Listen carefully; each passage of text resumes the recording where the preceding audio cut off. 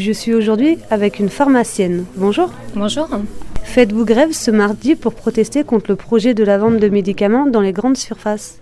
Alors oui, moi je fais grève ce mardi en nom personnel et pas au nom d'une société. Et c'est d'abord pour défendre mon emploi, mais aussi le service de proximité pour tous les patients.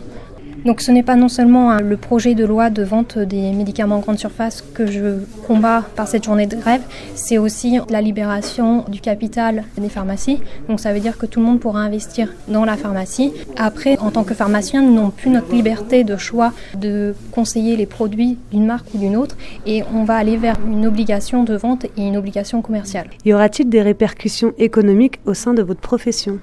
Oui, à l'heure actuelle, en fait, l'État vise à diminuer les dépenses de sécurité sociale.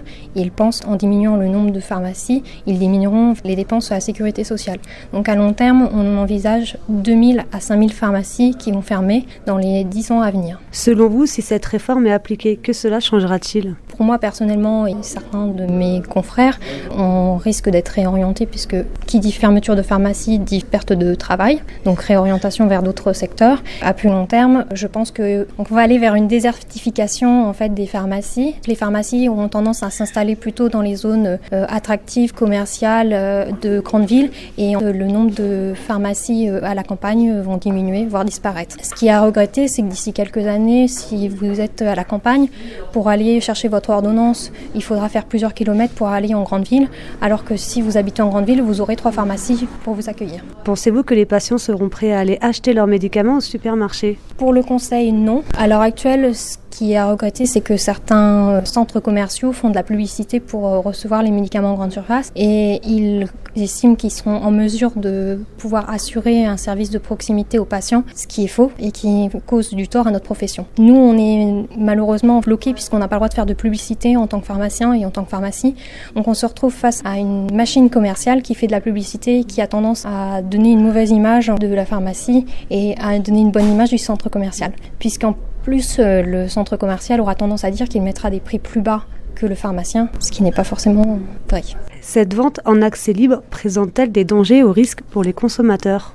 Tous les jours, en exerçant, on se rend bien compte que les gens ne maîtrisent pas autant les médicaments qu'ils le pensent.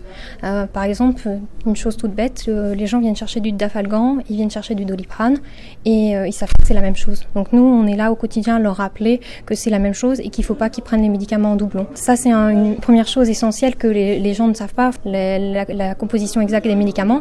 Après, notamment sur les femmes enceintes ou sur les interactions, bon nombre de patients ne savent pas ce qu'ils ont le droit de prendre et de ne pas prendre. Donc nous, on est là aussi pour leur rappeler ça. Avez-vous quelque chose à ajouter ? J'invite toutes les personnes qui sont d'accord avec la journée de manifestation à le faire savoir par les réseaux sociaux.